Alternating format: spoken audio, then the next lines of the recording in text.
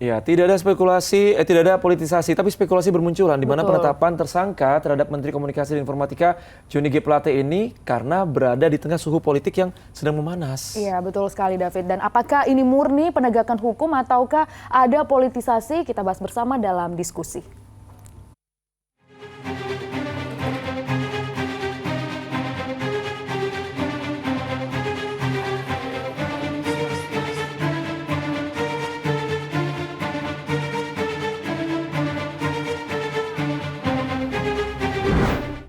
Menteri Komunikasi dan Informatika Johnny G. Plate jadi tersangka kasus korupsi. Mengagetkan? Itu pasti. Tapi yang lebih mengagetkan lagi adalah penetapannya ini di tengah suhu politik yang lagi panas-panasnya.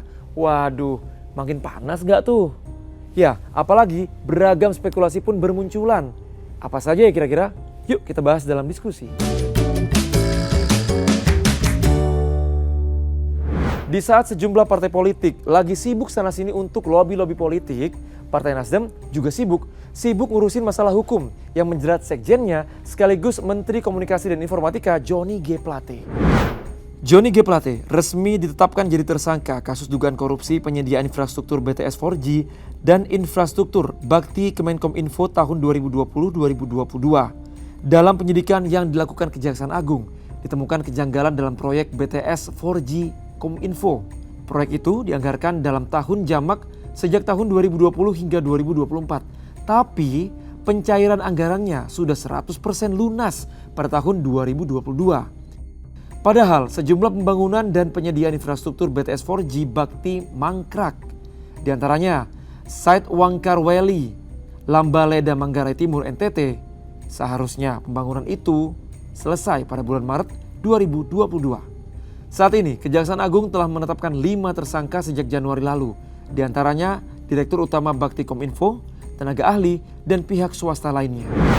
Usai Johnny G. Plate ditetapkan sebagai tersangka kasus korupsi, Partai Nasdem mengaku legowo jika posisi Menteri Komunikasi dan Informatika di-reshuffle Presiden Jokowi.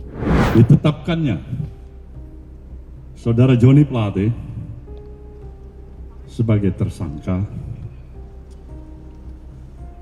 itulah merupakan bahagian dari proses hukum yang harus dilaluinya. Apa sikap Nasdem? Jelas tidak pernah berbeda.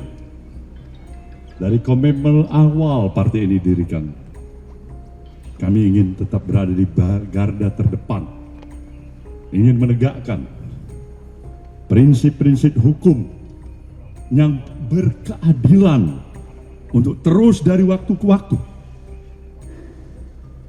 kita dukung, kita berikan penghormatan sebagaimana mestinya kita sebagai warga negara yang baik. Penetapan tersangka Johnny G. Plate di tengah partai politik lagi sibuk mempersiapkan diri jelang Pilpres ini pun memunculkan berbagai spekulasi. Terkait dengan penersangkaan Johnny G. Plate, memang ada potensi dan juga tafsir bahwa ini adalah bagian dari politisasi penegak hukum. Karena bagaimanapun juga penegak hukum tentu memiliki sekian banyak informasi terkait dengan kasus-kasus besar.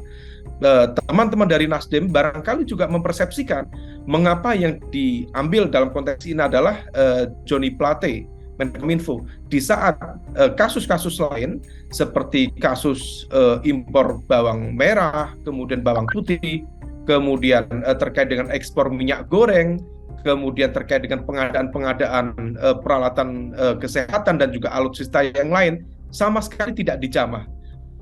Maka kemudian menjadi cukup wajar misalnya bagi Nasdem menilai bahwa penersangkaan ini memiliki motif politik. Meskipun pada saat yang sama tentu penegak hukum sudah memiliki 2 alat bukti yang kuat untuk menersangkakan Johnny Plate dalam posisinya sebagai Menkominfo. Artinya ada 2 kondisi yang dipenuhi, dalam arti pertama terkait dengan alat bukti sendiri yang tentu sudah membuat kejaksaan menjadi percaya diri untuk melanjutkan proses ini, dan yang kedua, apakah kemudian kejaksaan melakukan tebang pilih, jadi mengambil kasus yang sekiranya memiliki motif politik di belakangnya dikendalikan oleh satu kekuatan tertentu sebagai bentuk evaluasi terhadap manuver Partai Nasdem yang kemudian seolah-olah di luar kontrol atau kendali kekuasaan saat ini dengan mengajukan Anies Baswedan sebagai capres yang dianggap tidak sesuai dengan selera kekuasaan. Bakal capres Koalisi Perubahan untuk Persatuan Anies Baswedan juga memberikan tanggapan nih soal penetapan Johnny G. Plate sebagai tersangka. Dan malam hari ini saya menyaksikan dari dekat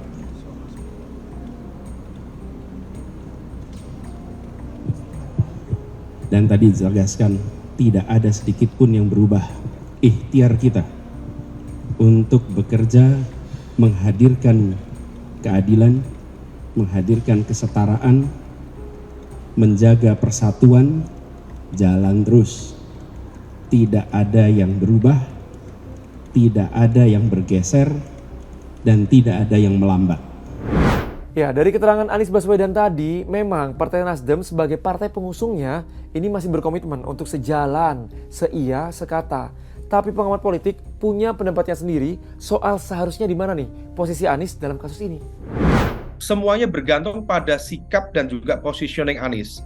Kalau misal dalam konteks ini memang Anies bisa mengambil sikap dan juga mengambil jarak secara hati-hati sehingga kemudian memang tidak menjadi bagian dari yang dituduh atau melakukan pembelaan secara terbuka terhadap tersangka dalam kasus korupsi ini, maka Anies berpotensi bisa mengamankan basis elektabilitasnya.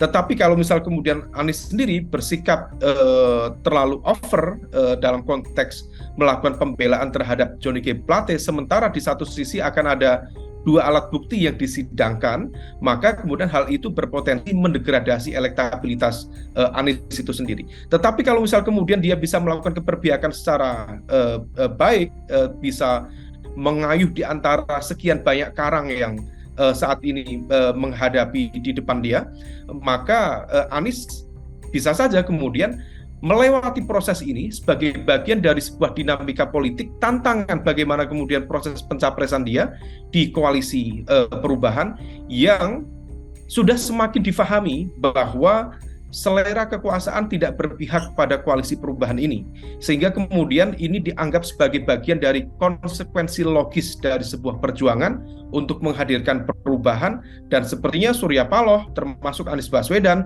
dan juga partai-partai politik yang lain yang tergabung di koalisi perubahan seperti PKS dan juga Demokrat sudah siap dengan dan sadar dengan konsekuensi logis ini. Di luar spekulasi yang ada, hukum harus benar-benar ditegakkan. Yang salah ya harus diproses tanpa ada embel-embel apapun. Kalau menurut kamu gimana? Tulis di kolom komentar ya.